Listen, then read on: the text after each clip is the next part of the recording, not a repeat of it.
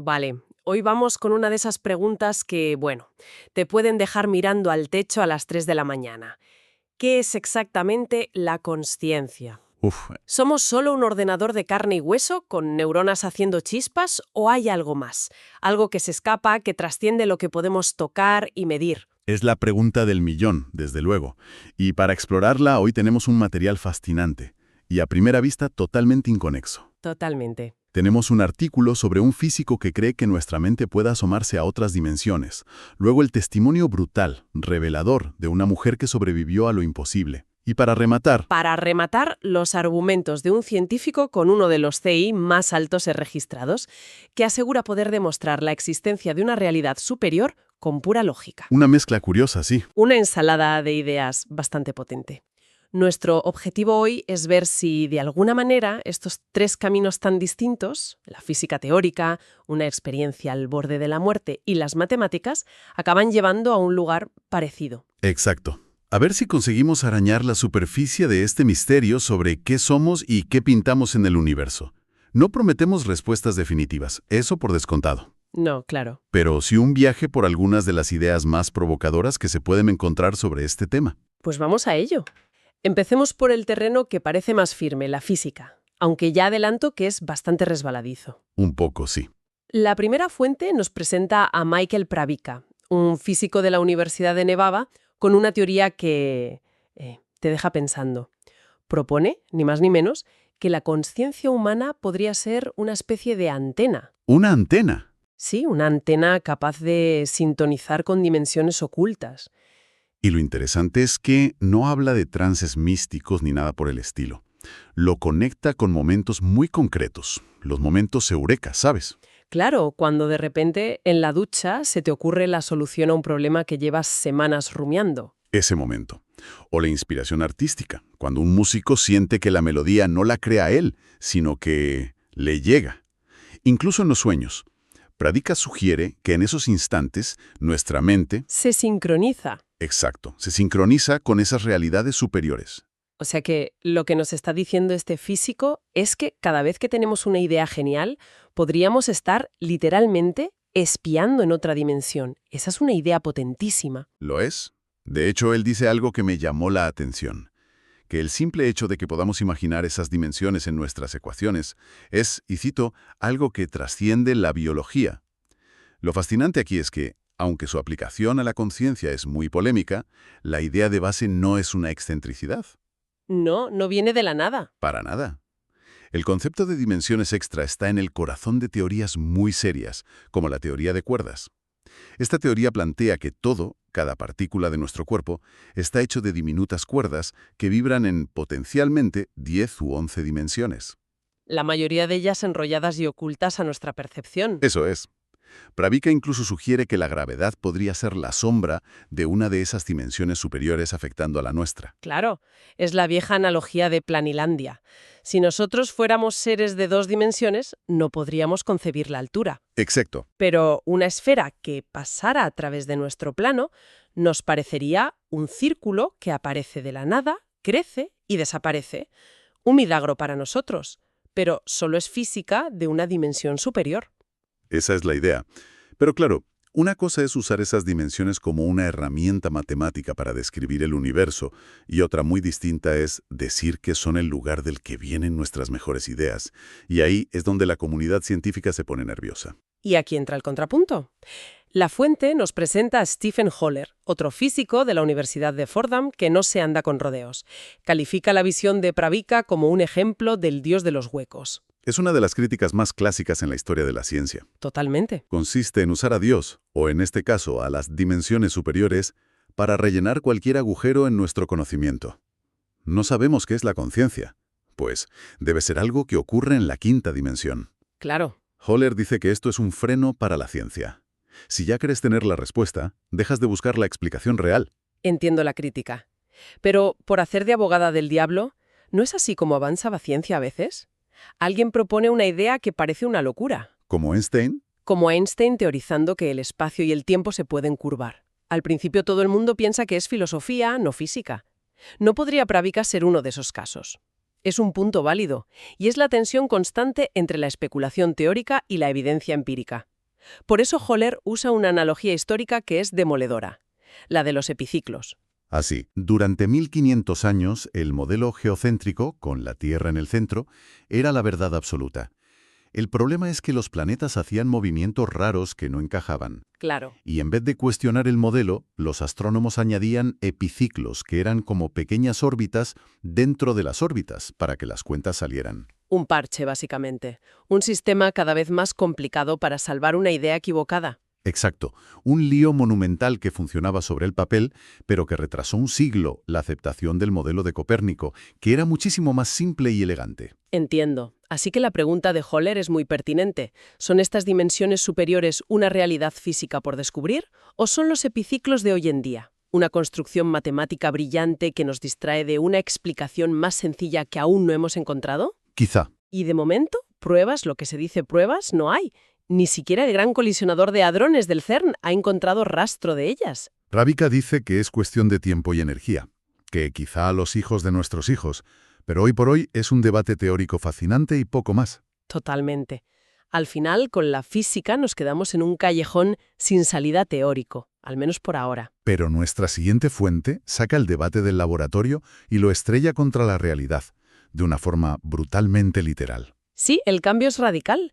Dejamos las ecuaciones y vamos a una experiencia humana extrema. Es la historia de Erika Tait. En 2015, con 22 años, se cayó por un acantilado de casi 20 metros. Las heridas son para no creer que sobreviviera.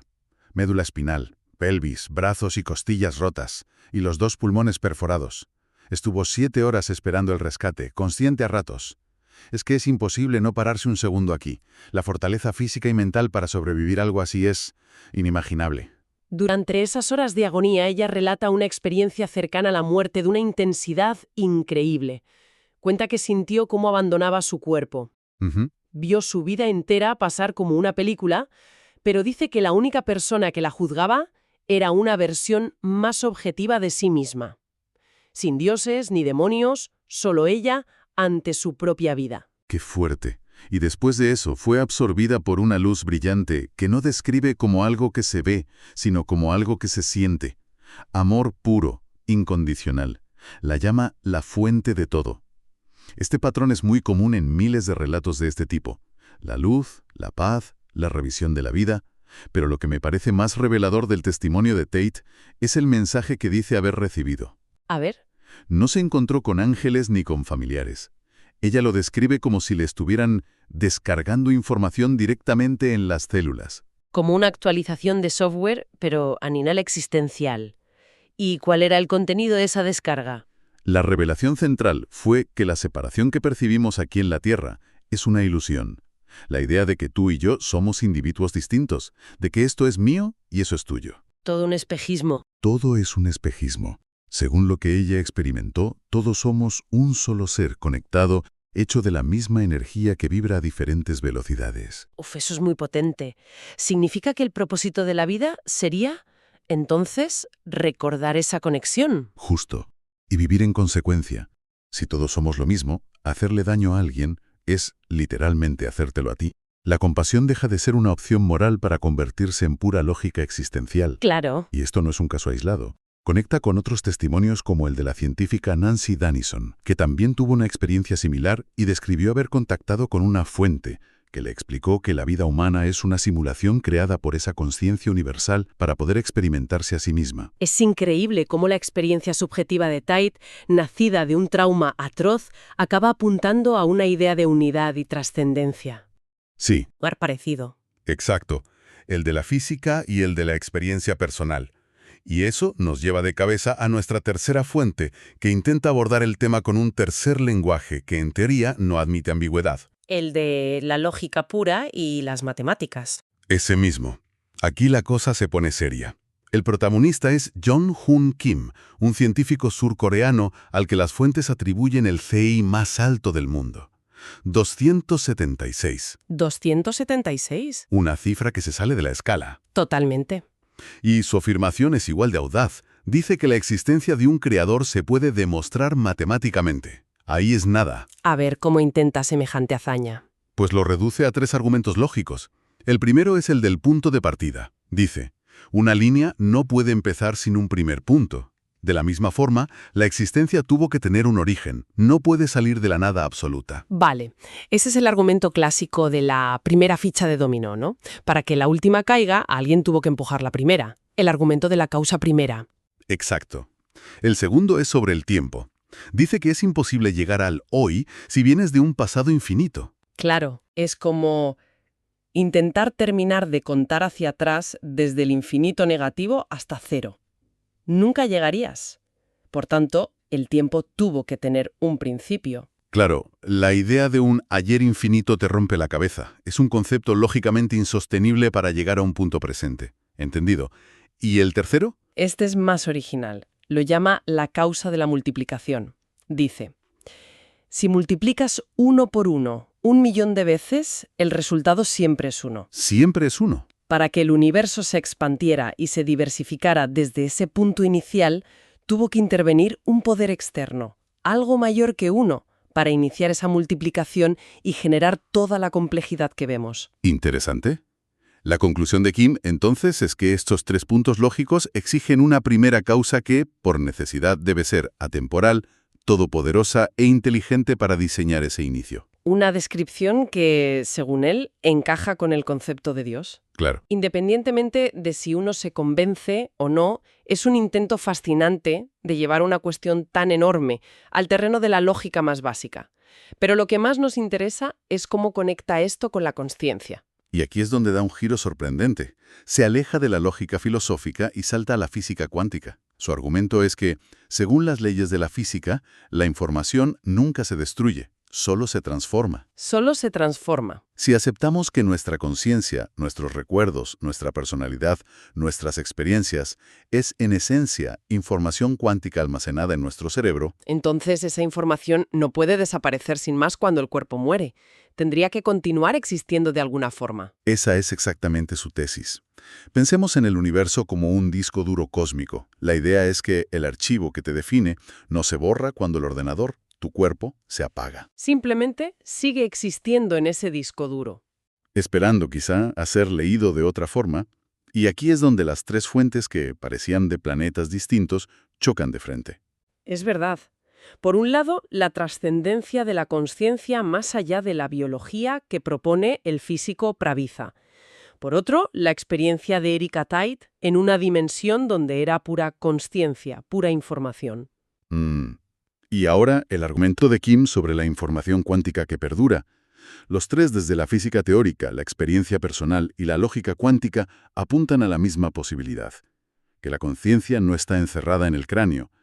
Hemos pasado de la teoría de cuerdas a un testimonio al borde de la muerte, y de ahí a una prueba matemática de Dios. 3 caminos que no podían ser más diferentes. Y que sin embargo convergen. Y que convergen en ideas muy parecidas. El hilo conductor es esa posibilidad de que la conciencia trascienda el plano físico. La unidad que describe Erika Tait, esa sensación de que todo está conectado, incluso resuena de forma poética con la interconexión fundamental que sugiere la física cuántica. Pero es importante no dejarse llevar por el entusiasmo y mantener los pies en la tierra. Desde luego, no podemos olvidarnos de la advertencia de Stephen Holler sobre los epiciclos y el dios de los huecos. Cierto. La cruda realidad es que no tenemos ninguna prueba empírica y verificable de nada de esto. Son teorías estimulantes, testimonios que te ponen la piel de gallina y argumentos lógicos muy ingeniosos. Pero no son hechos demostrados. Para nada. El objetivo de este análisis no era encontrar la respuesta definitiva, porque nadie la tiene. Era desplegar el mapa y mostrar la increíble riqueza y complejidad de las ideas que estas fuentes nos proponen. Entonces, ¿con qué nos quedamos después de este viaje? Creo que la clave nos la da de nuevo Erika Tait. Ella cuenta que, después de su experiencia, encontró un nuevo propósito en la vida. Dice, despertar, recordar por qué estamos aquí realmente y ayudar al colectivo a hacer lo mismo. Su experiencia, fuera cual fuera su origen, le dio un sentido, y eso me lleva a una última reflexión para dejarla en el aire. Adelante. Olvidémonos por un momento de si las dimensiones de Pravika son reales, si la experiencia de Tait fue una alucinación o una ventana a otra realidad, o si los silogismos de Kim son impecables. Hagamos un experimento mental. A ver, ¿Qué pasaría si, sin más, decidiéramos actuar como si ese principio de unidad que describió Erika fuera cierto? es una pregunta muy provocadora. Pensemos en ello. ¿Cómo cambiaría nuestra forma de ver las cosas, desde una discusión de tráfico hasta un debate político, si asumiéramos que no somos entidades aisladas, sino partes de una única realidad interconectada, en la que hacer daño al otro es, en última instancia, hacérnoslo a nosotros mismos? Quizás, más allá de la verdad literal de estas teorías, su mayor valor está en la perspectiva que nos ofrecen para vivir aquí y ahora.